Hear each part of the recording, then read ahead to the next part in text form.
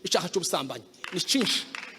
Ahantu nari mwivuga butumwe ejo bundi namaze kubwiriza impamvu mbivuze, haza abahungu babiri beza nariko nkunda mu maso nti mubamenya kameme, nanje sinabazi ariko barambwira ngo tubabarire turi mu gusambana.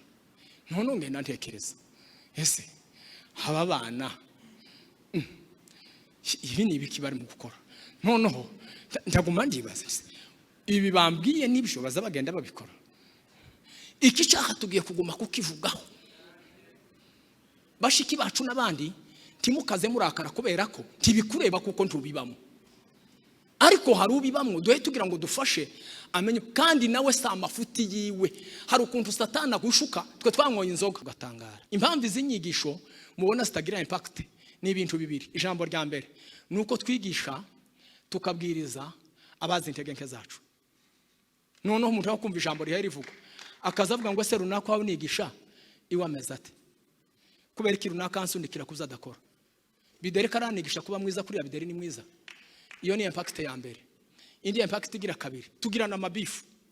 Muza amabifu ni imanza zitojanwa mu nkiko. Ko murumva tugira ibintu mu mitima by'imanza bitojanwa mu nkiko ariko biyaye bituniga. Wazubona umuntu kanigwa nawe akanigwa mukabibona. Tugira imanza, izo manza zo mu mitima ntiziza zitumunezererwa ico mugenzi wawe avuga. Hari indi zina rya dukiza. Kamwana w'umuntu wo dukiza ni wowe gusa. Abana baza batenguha cyane. Ariko wowe Mana tuzi uko zise. Shimwa ko wankijije Yesu we, yeah. Yesu we, shimwa ko wankijije. Yesu we, Yesu we, Yesu we, shimwa ko wankijije. Yesu we, Yesu we, Mama we, shimwa ko tuzamura ibiganza. Yesu we, Yesu we, aiwa shimwa ko Yesu we, Yesu we, aiwa shimwa ko tuzamura. Yesu we, Yesu we, aiwa shimwa. Hallelujah. Yesu we, Yesu we, Yesu we, Yesu we, Yesu we, aiwa Yesu we, hallelujah, hallelujah, amen. Byaba ari amahirwe akomeye tuvuze ibyo tubyumva, ariko kuri mu mitima yacu no mugisha udasanzwe. Bwana sifiwe. Nta kindi bisa. Buriya tugira byinshi bikwiye kudutera kunezerwa, ariko icibanze ni ico. Kandi ico twabuze ni ico. Turimo ibintu byinshi ariko dukwiye kubona ico kabisa. Shimiye ubuyobozi bw'itorero Square ryacu bajya badutegura imirimo y'Imana tukanezerwa. Uyu munsi nagize umugisha wo gutegurwa kuvuga ubutumwa bwiza. Ndashimira ubuyobozi cyane, Yesu abamugisha. Ndashimira Imana ije tubonera umwanya tukaba mu materaniro, abantu babahugiye mu bintu byinshi bitandukanye. Iyo tubaye mu materaniro n'umugisha, kuko impamvu ziteranya abantu muri iki gihe ni nyinshi, zimwe z'amarira, izindi z'ibirori bidafite agaciro cyane. Iyo duhuye kubw'impamvu ya Yesu tugomba kubishima. Bwana sifiwe. Nukuri buriya ntabwo twomenya kubabwira ubwiza bw'iki gitaramo, kubera ko mukibamwe mwaragihaze, kubera ko mwagihaze kubabwira ngo ni ciza mubona kuko dufite ibyo duhe dupendekeza swati itorero ryacu swati abayobozi bacu cyangwa ibindi mutekereza ariko sibyo. Ndagira ngo mbabwire iki kintu bavandimwe, hari abamaze amayinite yabo menshi n'amafaranga hirya no hino kugira ngo bakurikirane ibyo mubamwo umunezero wanyu. Kunezerwa kwanyu kujya kubaka benshi, kugakiza benshi, kubatsa amatorero, byubaka ubugingo bwa benshi, byakije abantu benshi indwara, byahaye abakobwa n'abahungu gushakana. Iki kintu, iki gicaniro, ndagira ngo urenge iki kintu. Buri iki si igicaniro cy'umuntu, ni inzu y'Imana. Kandi inzu y'Imana kuva kera igomba kugira uyiyoboye. Niko byamye kuva mu isezerano rya kera nirisha. Iyo umuntu ahekeye ku mutambyi ukagarukiraho, ugomba gukura n'izindi nzego, ukarenga umutambyi, ukazamuka ukarenga mu ijuru, ukamenya umugisha uba mu nzu y'Imana. Iyo umenye ibyo biguhesha kubona Imana, biguhesha kurenza amaso utuntu n'utundi twakubuza kubona Imana, ubugize umugisha cyane. Kandi niko gusanga Imana. Rero turabashimiye, tusigaye tuba hano gake cyane mu mibyizi, mu ma weekend tuba duhari iyo byashobotse. Kuba twateranye umunsi turabishima Imana. Bwana sifiwe.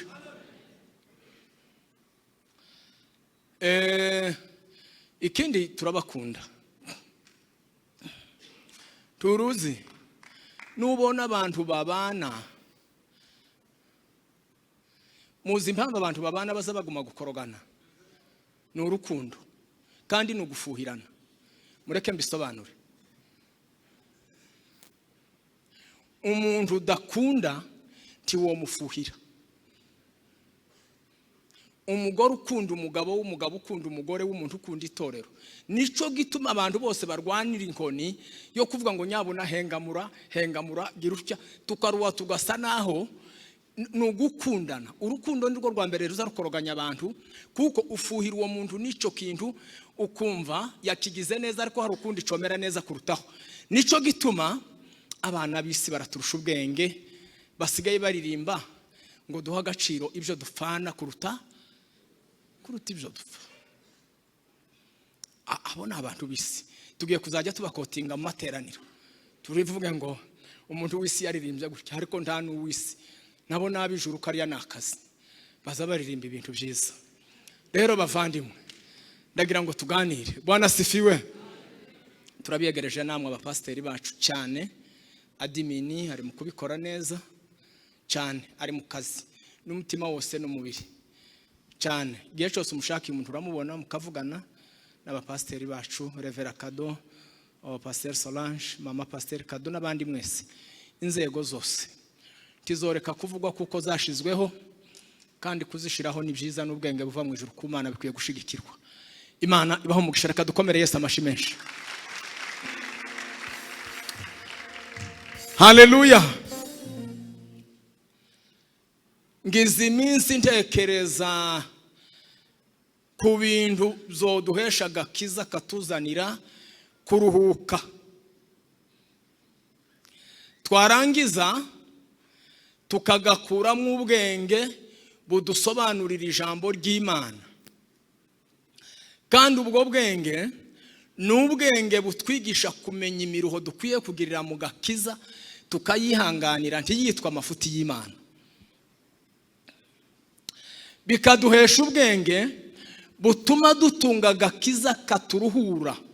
Agakiza kataturuhuye twoguma mu muruho iyo twabaga, kuko twakuwe hanze no guhunga umuruho w'ibyisi n'ingorane n'agahato ka Satani n'ibindi byose bitagenda. Turahunga, kandi muri uko guhunga uwo muruho duhungira mu bugingo, bisobanura ngo n'ubuzima budapfa, ubuzima bw'iteka. Ariko ubu buzima buja bubona bakeya, kuko sibwo duhagaze mu uyu munsi. Bibiliya iravuga ngo twacunguwe mu mwuka, ariko ngo imibiri yacu ntiracungurwa. Nico gituma ikiri muri liberalisme yose, iyo ikeneye gushorera umwuka wawe ngo ujane mu busambanyi irawujana. Iyo bibaye ngombwa ko uwo mubiri urwara urarwara, iyo bibaye ngombwa ko uwo mubiri urira urarira. Ni ukuvuga ngo abareba hirya y'ubu buzima,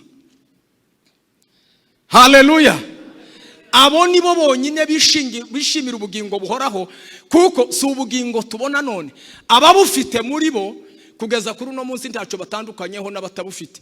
Abapagani twese imvura iragwa, abana bigira ku bigo bimwe, duhahira mu masoko amwe, turarushe nk'uko barushe. Umuririmbyi umwe yaravuze ngo iyi si ngo imaze gusinda, ndetse ngo iri kwiradandabirana, ngo igiye kuzagwa. Narabitekereje iri jambo ry'uyu muririmbyi, nsanga si ikindi, nsanga nuko abayobozi b'isi n'abayobozi b'amatorero mu mvugo isi bayihaye amategeko meza yose, arenganura abantu, afasha abantu, ateza imbere ibihugu, adukura mu bukene n'ibindi.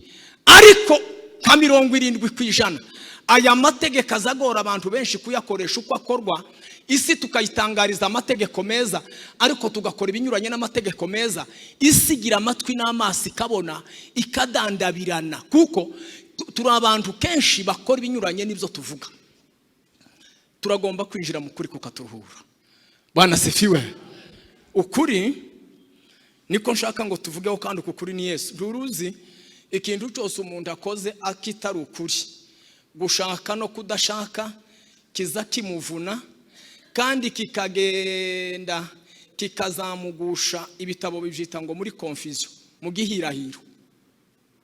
Abantu benshi bashorera inzira y'agakiza, ikagenda ikabagusha mu guheka, akumva arahetse, akumva buze icyo akora, akumva buze aho atera intambwe akomeza, akibaza iby'agakiza no kugendana na Yesu, ibintu bikamucanga agahagarara. Impamvu niki? Tugabuyemo ibice bitatu bavandimwe mu buzima bwacu bw'isi. Bibiliya ivuga abantu batamenye ukuri ngo bagendera mu mwijima, abo ni abapagani. Abo ngabo Bibiliya ivuga kuko batunze imitima ngo idahanwa n'itegeko, ngo bagenda uko bashaka. Nico gituma Yesaya yahanuye aravuga ngo bagendera mu nzira nini ngo y'igihogere. Iyo urebye n'amafilme n'ibindi, bagendera mu nzira nini ingana nk'amaautorute, ntawe uzubjigana n'undi, ntawe uzugongana n'undi, kuko ntibagira itegeko ribaboha, ntibagira itegeko ribabuza, uko bashaka niko bagenda. Iyo akeneye kunywa ibisindisha binywa mu gitondo, yabikenera umugoroba, n'indaya no kwiba no kwica no gusebanya n'ibindi, bagenda uko kamere yabategetse. Bibiliya iravuga ngo ni inzira ngari, ariko ngo izijana abantu kurimbuka. Yesaya 35 ihikavuga ngo hariho inzira ngo yo kwezwa, ngo kandi abanduye imitima yabo irafunganye, ni koridoro ntoya. Hari inzira ngo yo kwezwa,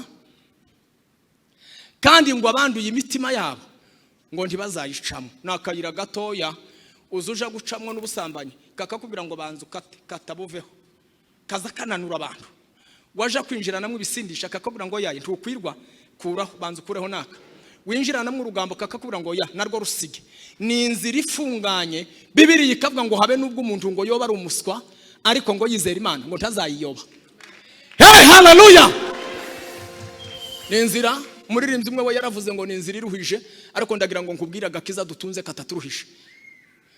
Abo nibo bantu ba mbere baba mu mwijima, barushe, bavunitse, batazi iyo biva n'iyo bija, bumva amakuru y'agakiza nk'impuha zica mu kirere, ntibabibamwe. Aba kabiri ni abantu bumvishije ukuri barakwanga, baza amakuru ya Bibiliya n'ibindi bitabo n'abanditsi, ndetse no kubwiriza abo bikora no kuririmba abo bikora n'ibindi byose.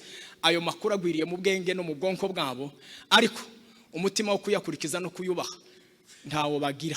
Abo bantu bose nukurikira ikiganiro cyabo bazakubwira kuko ibyo mwigoboreye, ibyo mwahagurukiye mutazabishobora. Bazagushakira n'ingero z'ababigiyemwo birabananira. Mu karere nakuriyemwo hari umugabo wigeze kunanirwa iby'agakiza, yarigeze kwakira imbaraga, araguruka ava ku wundi musozi yanezerewe. Ava ku musozi aranezerwa, araguruka agwa ku wundi. Urwo rugero rwagushije benshi, runaniza benshi. Bazabaje kubwira abantu ngo ntimuzabishobora kuko byananiye na runaka wari warakira imbaraga zingana gutya. Ni ukuvuga ngo kimwe mu bimenyetso biranga abo bantu ni abantu batunze agakiza k'imvune. Baba ku musozi w'amaganya, baba ku musozi babanamwo n'Imana batishimira, baba ku musozi babanamwo n'Imana iruhije, bazi ko kubana n'Imana biruhije. Iyo umubajije amakuru y'Imana akubwira ko ari ukwishira mu bikomeye, ndetse bishobora kuzatuma bikurangirira nabi, utsinzwe nkuko barunaka na barunaka na barunaka na barunaka bahagurutse mu mbaraga bukeye barananirwa. Erega Satani nta kindi azadukubitisha, aza dukubitisha amateka n'amakuru y'ibyo tuzi bitashobotse, ndetse yageraho habe nawe akagusanga akaza kwibutsa amakuru y'ibyo wihannye wireze waretse kera, akaza akakubwira ngo yaye nubwo wabyireze ntiwabibabariwe, akagufatisha ingoyi y'amateka y'ibyaha bya kera, akakugira mubisi ukaburya wa kera, ukagendana igisebe n'igikomere mu mitima, ukagenda utari inshuti y'Imana, ugatunga umutima ugucira urubanza, ugaheranwa n'amateka. Hey, haleluya! Aba gatatu ni abantu bamenye ukuri, nibo mbabwira, kandi ndabaha ingero z'abantu babonye ukuri. Agakiza abavandimwe mbaheze itangazo rindimwo, kandi niko kuri. Agakiza twahawe ni agakiza koroshe. Imana tiyokora inama mu ijuru n'ibinyabuzima ngo biterane ngo byemeze guhereza isi umuruho. Ico cikuremo. Ijuru ndiryoterana n'abamarayika, Imana mu butatu butagatifu tiyoterana ngo ivuge ngo reka dufate umutwaro tuwuhereza isi, abana b'abantu baremwe mu ntege nke baje kuruha, tubaha ikizame kizabarusha. Nize hano SFB, hari umwarimu umwe watwigisha mbwira ikintu kirantangaza. Umunsi umwe azana isomo aratwigisha, nyine arirangije aragenda wenyine ategura ibizame, ibibazo byari nka 50 aratuzanira, aratubwira ngo ngibi bibazo mugende mu bitegure nibyo nzobazamo. Bamwe baratsinzwe, babwiye ukuri, bamwe barabitsinzwe. Imana yatuzaniye agakiza keza karimwo kuruhuka kose, iduhereza imbaraga zitwereka ibyo tugora n'ibyo tubuza amahoro mu gakiza, itwereka ibyobo n'ubunyereri n'ibyo dutesha ko gakiza, itwereka ibihembo bitangaje tuzabona nitwitwara neza, iduhereza ikizame, iratubwira ngo hitamwe amajibu. Timwize bya bindi bazagavuga ngo nshwa multiple, bazabaguye igisubizo ciza n'igisubizo gipfuye, bakakubwira ngo hitamwe, bamwe bazabahitamwe igipfuye. Timuzamubabona. Shwa multiple ntawuzo utsindwa ngo bashireho ngo .5 cha, iyo utsinzwe ni 0. Nguko uko ibintu bizabigenda. Ndagira ngo mu mutwe wawe inkindurane umuruho, kurya mudasinziriye, kumva wikoreye ibuye rishushe ry'agakiza twahawe katugoye. Kuva none turatandukana hano urituye, turatandukana ubirekuje. Uko mbabwije ukuri, impamvu ufatiye system kutamenya ukuri ni umuruho gusa, ni umuruho. Iyo utunga ikintu utazi ukuri kwacu ni umuruho. Habe nabubakanye n'abashakanye n'abasaza n'abashiki, iyo mubana mu muryango mutaziranye, muza musitara igitondo, mugasitara umugoroba, mugasitara ejo. Umusaza umwe yaratubwiye ngo muze mukundana uko muri, ngo kuko ngo amafuti y'umugabo nibwo buryo bwe. Uko murumvishe ni ugukundira umuntu intege nke ziwe kuko wamumenye. Bibiliya yatubwiye amakuru y'abantu bari barumvishije amakuru ya Yesu, bagendana na Yesu, babona arya, babona anywa, babona hanura, babona azura abantu. Yesu barabana imyaka 30 baramumenya, ngo bamare kumumenya ngo buce Yesu arapfa. Nyuma y'iminsi 3 abo bagabo ngo bagenda ari 2, ngo urugendo rwa kilometero ngo nka 6 kuva i Betelehemu ngo werekeza Emausi, ngo bagenda baganira ngo buzuye agahinda, ngo bakaza babwirana ngo ariko wa muhanuzi w'imbabazi, ngo bibuka Yesu kuntu yakijije umugore wari urwaye amaraso imyaka 12. Bwana sifiwe. Ngo baravuga ngo wamugira neza yarapfuye. Bibuka Yesu warengeye umurwayi wari urwaye imyaka 38 ku kidendezi cya Betsaida, bamuganiraho ngo imitima yuzura agahinda. Ngo bibuka Yesu, bagenda ngo bavuga Yesu ngo wagaburiye abantu 5,000 bari ku musozi, nta soko nta duka, amasaha ngo agiye, ngo baravuga ngo amasaha aragiye abantu barashonje. Baravuga ngo uri kuribuka wa mugabo wagaburiye abantu 5,000 hatarimo abana n'abagore, atubura ngo ibyo kurya. Ngo bagenda bavuga Yesu ngo mitima yabo yuzuye agahinda. Ngo Yesu ngo araza ngo abinjiramo, ngo ashitse ngo arabavugisha, ngo arababwira ngo ikiganiro mufite ngo kumusangaho imitima yanyu yuzuye agahinda. Ngo baramubwira ngo ese ni wewe mushitsi muri iki gihugu utaza amakuru yabaye kumugira neza? Bari bababaye. Bwana sifiwe. Niwe mushitsi, uri umushitsi aha ntuza amakuru yabaye. Yesu ngo arababwira ngo nimumbwire byagenze gute. Aza yiyoberanya ngo yumve kugira ubwenge. Azashika akama azayigira debedebe. Azayicecekesha ngo yumve ukuzumubwira. Nasenganye umwaka umwe Gitarama n'umusore umwe nzambibwira abantu, noneho ngo dupfukame ndabategera. Tegera uko umuntu ahasenga. Umusore umwe arasenga aravuga ngo Mana dutabare. Ngo kuko Satani uramuzi ni gikonkoboke. Niryo jambo yakoresheje. Aravuga ngo ni gikonkoboke nutadutabara ngo azatumara. Ariko yarasenze neza. Satani ni gikonkoboke kandi cy'umugome, ariko cyuzuye ubwenge bwinshi kandi bw'uburiganya. Bibiliya iravuga ngo Yesu abibarisha makuru. Satani ni gikonkoboke. Satani uza wisha umubyeyi agasiga umwana w'uruhinja. Satani uza wisha umwana w'ikinege nyina na se baruhiye imyaka 10. Satani uza wisha abantu 10 bavukana agasiga umwe ku musozi wenyine. Satani ni umugome, Satani ni gikonkoboke, Satani ni mubi. Ndagira ngo nkubwire iki kintu. Kandi impamvu akora ibyo bintu byose ni ukugira ngo wowe usigaye ubugingo bwawe busitare uhararuka Imana. Kuko amasengesho menshi tugira nayo kubwira Imana ngo Mana kuki wabyemeye. Pourquoi ça? Bibiliya iravuga ngo Yesu ababaza amakuru bamubwira inkuru nziza ngo zumugira neza. Yesu bamubwira ukuntu ngo Yesu yazuye Lazaro. Baravuga ngo uyu mugira neza abayuda bishe bafatikanije n'ingoma y'Abaroma. Baravuga ngo uyu Yesu yagiye kwa Mariya na Marita. Wumva urukundo ngo ni neza yagiraga, ngo ashika asanga yarapfuye, ngo ashika aramuzura. Kandi atanga ngo itangazo rikomeye. Aravuga ngo nukuri nyizera nubwo yoba yarapfuye kera ngo azongera abeho. Hey, haleluya! Unyizera ngo nubwo yaba yarapfuye kera ngo azongera abeho. Ngo Yesu arahindukira arababwira ngo ariko mwabapfapfamwe ngo muzageza hehe kutumva ngo ibyanditswe byera. Muvandimwe, ndagira ngo umenye ikibazo aho kizingiye. Nuko utamenya ukuri gusa. Nico kituruhije gusa. Turuhijwe no kudatinda. Nizemwo gato kutamenya ukuri. Umuntu azaruha. Umuntu usarire. Tuzubona umuturage wiriya mahaga. Baza bamuha lift n'umuzigo w'ibiro 50. Tiyizera imodoka kandi mutwaye.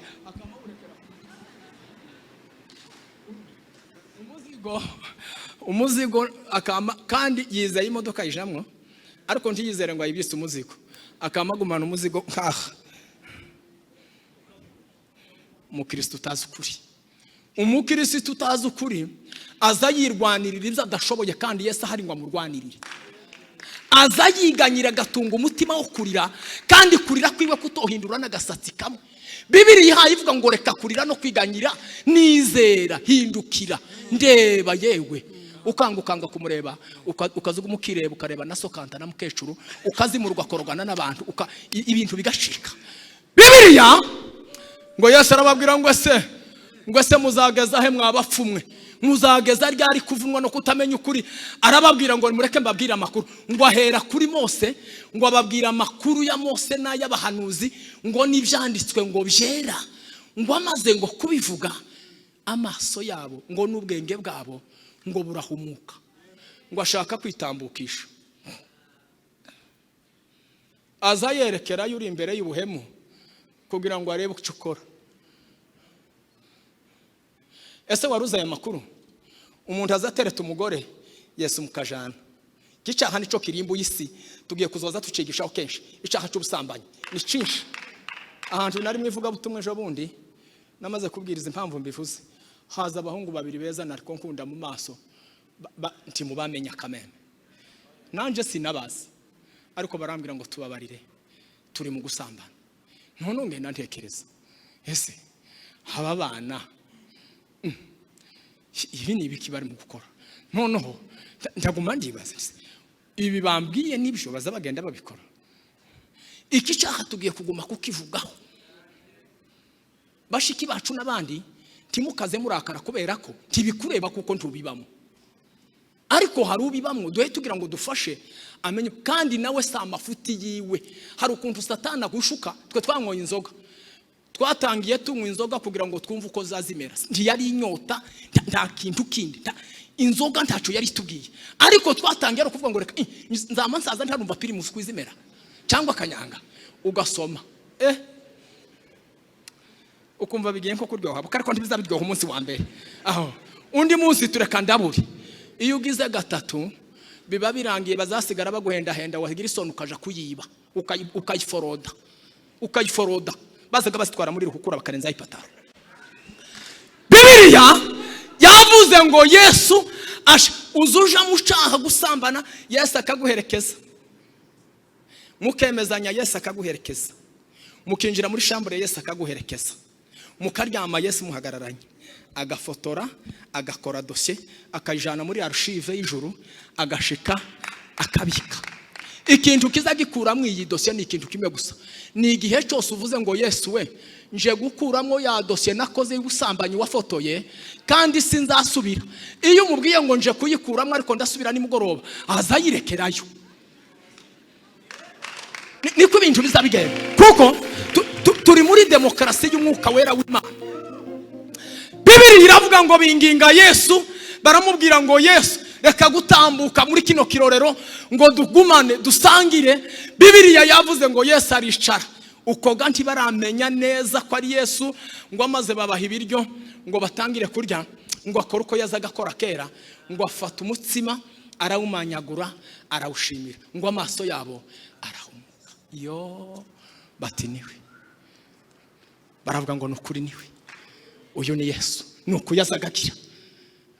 Nuko uri kurumva urugendo imyaka 30 bumva ubutumwa, babwirwa amagambo y'Imana, gupfa ku musaraba babize, kuzuka nda makuru, ibyanditswe biribagirana, kugeza bagendanye nawe ishusho barayibagirwa, kugeza baganire, kugeza bamenyera Yesu ku mutsima, baravuga bati niwe turamubonye. Bibiliya iravuga ngo bakivuga gutyo arabura, ngo akibura barahindukirana, bati sinzi kibaye, ngo babwirana amakuru. Iyo umuntu abonye Yesu ababonye ukuri, umutima wiwe uraruhuka. Haleluya!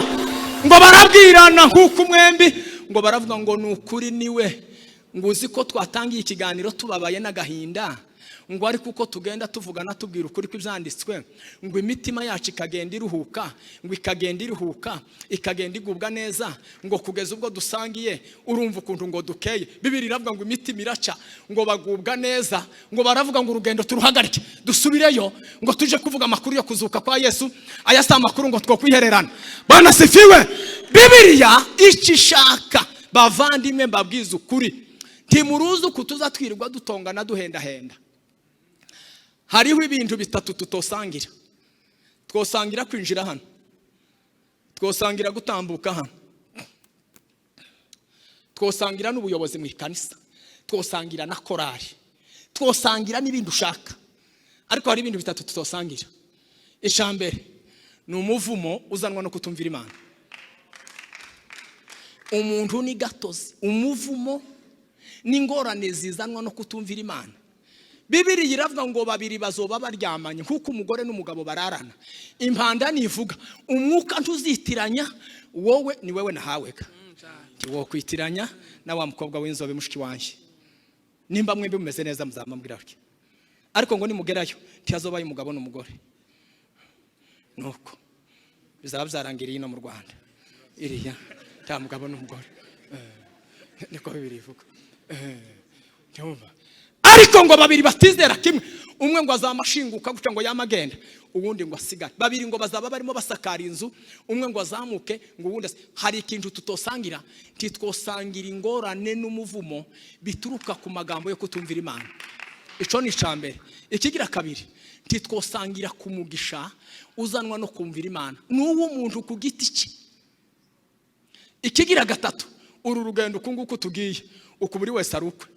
Ndi mu rwanje rugendo, madame wanje ari mu rwiwe, abahungu n'abakobwa bo kwa Bideri umwe ari mu rwiwe, nta Yesu uzamaza ngo arurunge ngo Bideri wenda karasenga, bati ndarurunga. Imigisha yanje ibageraho kubana n'abuzukuru n'abandi, nabakurikiza imbuto y'umwuka wera w'Imana indimwo nuko bavukana amaraso ahumanutse kubw'amasengesho yanje bakabona n'umugisha w'isi uturutse kuzo nasengeye. Ariko ikijanye no kwizera ni ijambo riri inike ku muntu. Hey, haleluya! Bibiliya itwereka inzira zo kuruhuka n'ukumenya ukuri. Nuzaza wumva hari ibyo utaramenya uzushakisha.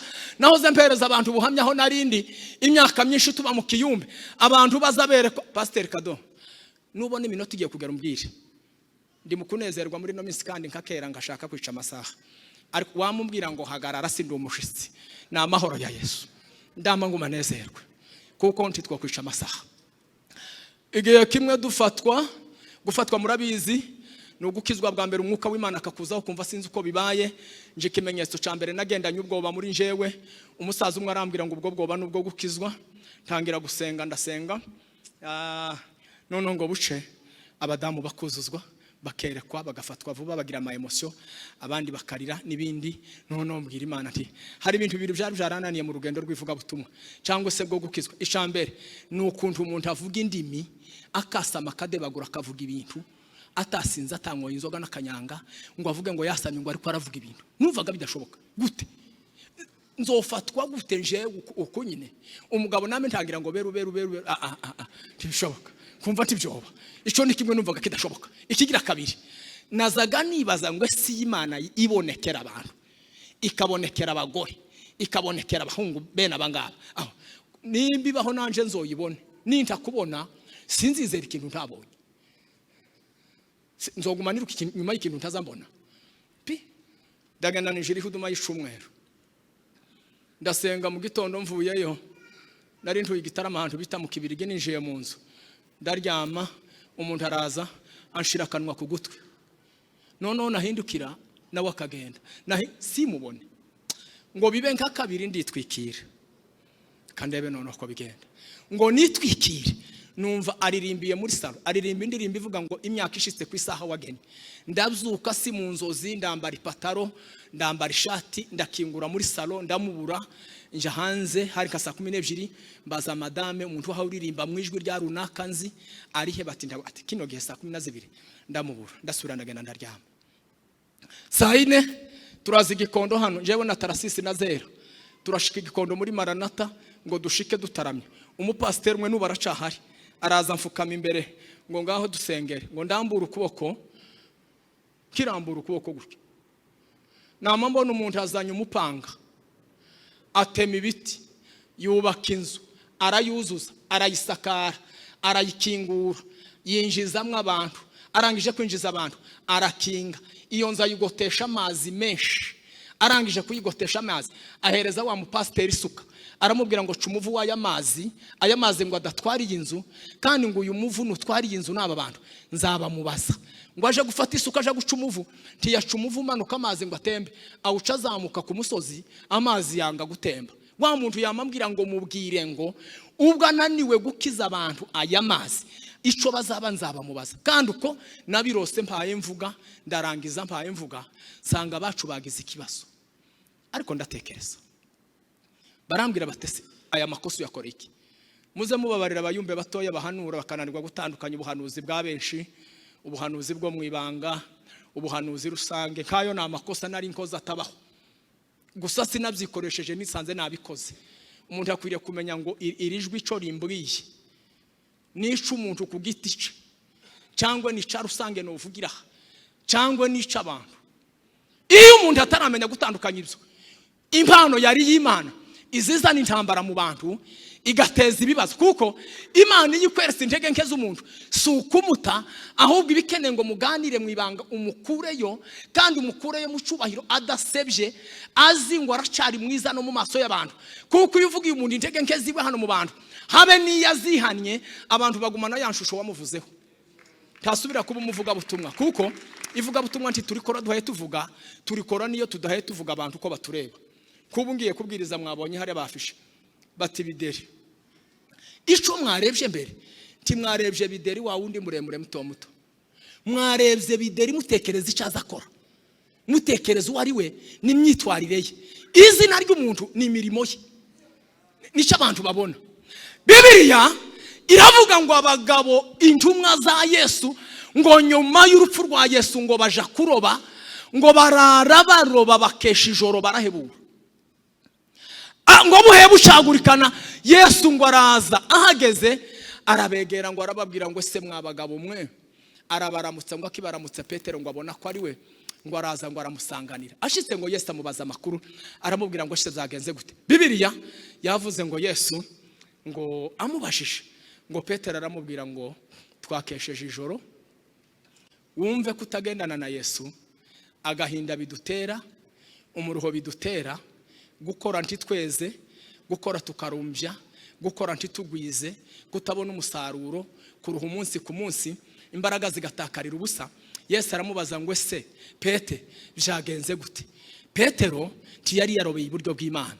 Bibiliya iravuga ngo aramubwira ngo twakesheje ijoro ngo turoba turahebura. Bibiliya iravuga ngo Yesu aramubwira ngo nimusubire mu nyanja, kandi hari kumanywa, aho ni mu buryo budashoboka, mu buryo bw'uburobyi. Aramubwira ngo nimusubire mu nyanja, ariko ngo muroberi iburyo. Iburyo bw'Imana ni hehe? Ni mu itegeko ry'ijambo ry'Imana, ni mu mahame y'ijambo ry'Imana. Nico gituma abapasiteri iyo bahagaze hano bakatubwira ngo nimubibe murasarura, nimubibe nyabu na dore nimubibe murasarura. Nturuza abapagana aho bazababiba, bafata amafaranga yabo bakayabiba mu nshuti zabo basangira inzoga, kugira ngo ejo nawe narutesha ntakamwibagirwe ngo inyota imwice, kandi baza bayasarura.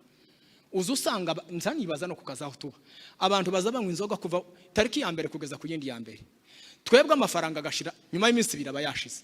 Ukibaza ngo ese byagenze gute? Yabivuze mu buzashaka abisaruramo. Bibiliya iravuga ngo Yesu amubwiye ngo robera iburyo, Petero ngo arabyumva kandi arabyizera, amenya ngo ko ariko kuri kw'ijambo ry'Imana, asubira mu mazi. Ubundi ntibyari kwemera. Bavandimwe, formule y'ubutumwa bwiza ntizisaba ngo tubitekereze ukundi mu bwenge bwa siyansi, isaba kuko tubyemera ko ijambo ribivuga, kandi akaba ariko tubikora kandi bizabyemera. Bibiliya iravuga ngo bagiye kuroba ngo bafata amafi menshi 150 ngo natatu, angana ngo n'amoko yose ngo bazabwiriza ku isi. Ariko ikiza kintangaza, Bibiliya iravuga ngo baragaruka ngo bageze ngo ku musozi ku nyanja, ngo basanga Yesu yokeje amafi yahiye, ngo arabahereza ngo barasangira. Inza nibaza iki kintu, wumva ubwenge bw'Imana, nimba yarasigaye yarema, nimba byaragenze gute. Bibiliya iravuga ngo bavuye kuroba bageze ku nkombe ngo basanga Yesu yokeje amafi ngo barasangira. Tiwomenya ngo yaravuye hehe. Reka nkubwire iki kintu muvandimwe, hari ibintu Imana itemeye kuko twobyikorera mu bwenge bwacu. Reka tuzamura Yesu amaboko. Hey, haleluya. Yohana yaranditse mu gice cya 17 aravuga ngo Mana Yesu ngo kukumenya ngo nibwo bugingo buhoraho.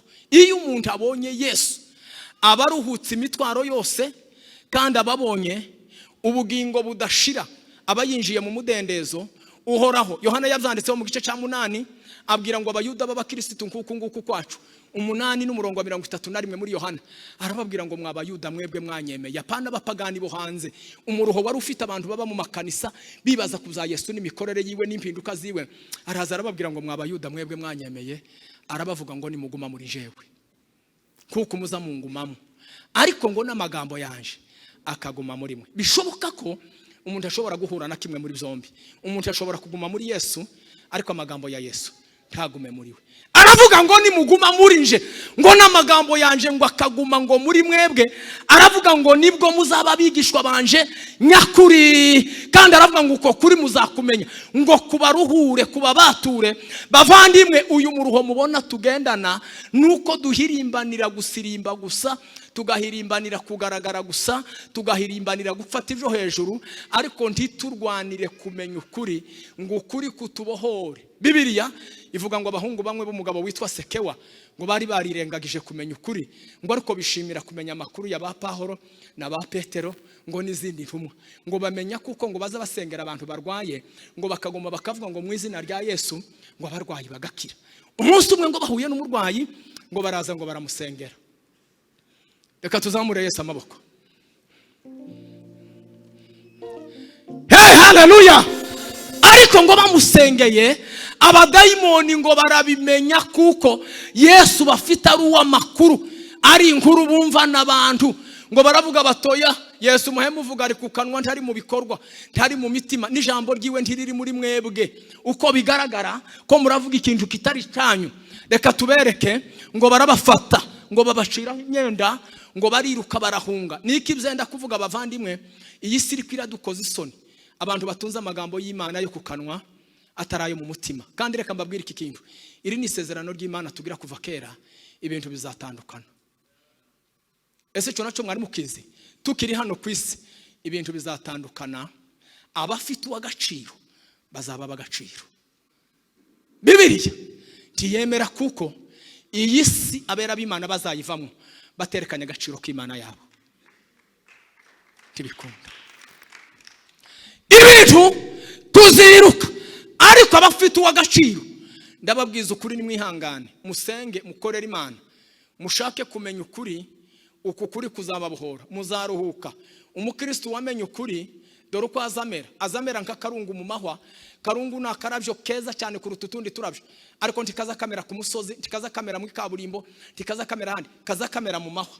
Amahwa kakazunguruka ariko ntakisha, kakazamukana ubwiza butangaje. Umwanditsi Salomo yaravuze ngo umukiranutsi wanje ngo ameze nk'akarungu mu mahwa. Bibiliya iravuga ngo umukiranutsi wanje ameze ngo nkuko kwimbone z'ijisho ry'Imana. Twe burya nubwo tuza tureba ngo turiko turaca mu bindi n'ibindi, ariko burya hari ukuboko kw'Imana kuba hejuru yabo. Bwana sifiwe. Reka tuzamure Yesu amaboko. Hey, haleluya. Dawidi yaririmbye iyi ndirimbo aravuga ngo maze kumenya uko kuri. Zaburi 16:8 aravuga ngo nico gituma nashize Uwiteka iburyo bwanje, ngo kuko ari iburyo bwanje ngo sinzanyeganyezwa. Mureke twige kutigishwa n'abandi, twige kwigishwa n'imitima yacu. Turuzi no guma gutunga kadurutoki kaguma nkamubwira ngo pastor reka ibi, hinduka ibi ngibi, ntiwohinduka. Ariko umunsi wenyine wo kwiyigisha kuko kuri kukurimo wohinduka tugatangara. Impamvu izinyigisho mubona zitagira impact ni ibintu bibiri. Ijambo rya mbere nuko twigisha tukabwiriza abazi intege nke zacu. Noneho umuntu akumva ijambo rihe rivuga akazavuga ngo ese runaka wawe nigisha iwameze ate, kubera iki runaka ansundikira kuzadakora. Bideri karanigisha kuba mwiza, kuri ya Bideri ni mwiza. Iyo ni impact ya mbere. Indi impact igira kabiri, tugirana amabifu. Muza amabifu ni imanza zitojanwa mu nkiko. Ko murumva tugira ibintu mu mitima by'imanza bitojanwa mu nkiko, ariko bihaye bituniga. Wazubona umuntu ukanigwa nawe akanigwa mukabibona. Tugira imanza, izo manza zo mu mitima ntiziza zitumunezererwa ico mugenzi wawe avuga. Nkunda leta umuntu yari umuyobozi cyangwa nyine ari mu nshingano ze, iyo avuze ngo murerekera ahangaha niko plan yanje ivuga, 100% ntawe uzubaza ngo ese kubera iki. Ko turumva impamvu ubu butumwa tutemera ukuri, tuza tugira ngo tuzemera ukuri tukugenderemo, marayika yururutse akaza kubidusubiriramo. Ariko reka nkubwire, kwanga kumva ukuri biza bituma kutemera ukuri bitadutera kuruha. Reba umukristo umaze mu ikanisa imyaka 30 ngo aracafite ubwoba bwo kuraranigana n'abadayimoni. Kurumva afite Imana. Hari ibintu tutaza dutandukanye. Kuri ya kuri kuza kudutandukanyiriza ibintu bine. Ijambo rya mbere, ukuri kuza gutuma umunyamwuka ukura kikugera imbere. Habe nubwo yoba yisize urwondo, umutima ukubwira ngo uyu ni umunyamwuka. Kuko ikiganiro cy'umutima n'undi mutima kiza kiguhamiriza ngo uyu ni umunyamwuka cyangwa uyu karavuga menshi ariko siwe. Ico ni ikintu kimwe ukuri kuza kutubwira. Bwana sifiwe. Kuko ukuri ntikuzanwa no gusakuza, kuzanwa n'ikiturimo. Ijambo rya mbere rya kabiri bigusobanurira, biguhesha imbaraga zo gusobanukirwa ikigeragezo cya Satani n'umunzani w'Imana. Ni ibintu bibiri bisa, utari umunyabwenge ntiwo bitandukanye. Ntiwomenya ngo iyi ni Imana yanteretse ku munzani cyangwa ikindi kigeragezo cya Satani. Iyo utabizi biza bituma wanga gusengera ikintu, tuzamva barakora benshi Satani akabatera. Yamara akazavuga ngo nuko nyine, ngo none si Imana ko ariko yabonye. umuntu yashatse ni muzima, n'umugore ni muzima kandi ni bazima, n'Imana yarabwiye ngo bazabyara, Satani agafungura ubyaro. Baje kugira umwaka wa gatatu basendarutse bakananirwa bakabivamo, batoye turabyakiriye nta kundi. None se nyine Imana ko yemeye, reka nkubwire igitabo kiravuga ngo ikigeragezo cya Satani nta kindi kiza kigikuraho ngo nukugisengera. Ni urugamba uhinduka umusirikare ukarwana ijoro n'amanywa kugeza wirukanya abadayimoni bakakuva imbere. Bana sifiwe. Ariko umunzani w'Imana, Imana iguteretse ku munzani, Bibiri iravuga ngo nta kindi kiwutsinda n'ukwihangana gusa. Ukazuga ugasaba Imana imbaraga zo kwihangana kuko Imana ibifite icyaha kwigisha. Iyo umuntu agendana na Yesu ahabwa kumenya ukuri, uko ari kukamuhesha kugendana umutima utuje. Ukazuvuga ngo ndabizi iyi ni Imana yanteretse ku munzani ndagenda namwe amahoro. Kandi reka nkubwire umunzani, mwanditse umwe yaranditse aravuga ngo kuko Imana itazikora ikibi, ngo ariko ikeneye kugerageza umuntu ngo izikuraho urugi rukurinda ngo Satani se kibi akinjira ngo akaba ari gukubita inkoni. Ariko ngo umunsi Imana yabonye ko ikigaragazo wacihanganiye, iyo imaze ngo gushiraho urugi, Satani ngo azagaruka azi ngo nakamenyero, ngo yashika gasanga urugi rurakinze agaharahamba. Tuzo soma Bibiri yizivuga ngo Egiputa yakandagiye Isiraheli iraruha itegeko ryo kwica abana b'abahungu. Kurumva ibona ntigihagije, itera intambwe ibakoresha ngo amadafari bahereza umubare utokorwa ku munsi umwe, ariko irawubaha kugira gusa ngo ibakandagire. Iragenda ngo ibona ico ntigihagije, ibaka amaforoma kandi irababwira ngo ntitubakura kuri wa mubare, ngo mukore wa mubare nta maforoma. Bagakoresha amatafari ntoki, nimba ari 200 umuntu yakoraga ku munsi akayakora nta foroma mupaka yuzuze. Ariko umunsi umwe ngo bagiye ngo barabakurikira, yagize ngo n'inzira isanzwe, nyuma gira gute basanga yaribeshe. Baragenda ngo babona baciye mu nyanja, ngo baravuga ngo nibisanzwe gukurikira Isiraheli, dukurikire turabafata. Ngo bageze mu nyanja ngo basanga bibeshe. Iyo umuntu yihanganiye ikigeragezo, hari umunsi Satani azogukurikira nkuko abisanganwe asanga yaribeshe. Tugiye gusenga bavandimwe, mbega ibintu byiza tugize abakristo bangana gutya basobanukiwe ukuri kubahesha kuruhuka. Tugize iminsi tuganira ijambo hirya no hino rivuga ngo kimwe mu mbaraga ziduhesha guhindura amahanga ngo no guhinduka kwacu. Ntibishoboka ko tugabira abantu kuri uko kuri tutarakwakira. Ntibishoboka ko turuhura abandi bantu ako gakiza kataraturuhura. Ntibishoboka ko duha abantu umugisha w'Imana natwe ubwacu twarananiwe kuwukorera. Ntibishoboka kuko twigisha abantu bugwa neza tukicuza uyu mushiha. Ntibishoboka ko impano zacu zigira impact muri societe natwe ubwacu tutazikoresha mu kuri. Bibiliya iravuga ngo umuntu navuga ngo Imana yavuze itavuze ngo avumwe. Havumwe ngo umuntu uvuga ngo Imana yavuze ngo itavuze, ngo havumwe n'umuntu uhakana ko Imana yavuze kandi ngo Imana yavuze. Hey, hallelujah. Muhaguruke dusenga Imana.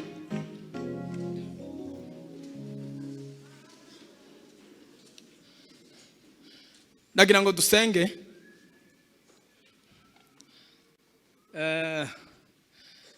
ariko wibuka abantu babiri b'Emausi babonye ukuri ari we Yesu bararuhuka. Wibuka abakozi b'Imana ku nyanja babonye Yesu bararuhuka, ni wuzu uruhura kuri kuraruhura. Wibuka umugore waruruhijwe n'imyaka 12 abonye Yesu araruhuka. Wibuka umurwayi wo ku kidendezi Betsaida abonye Yesu araruhuka.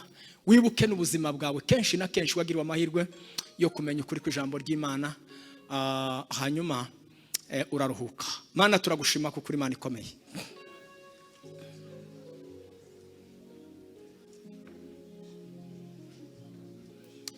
Urakoze mwami Imana yacu.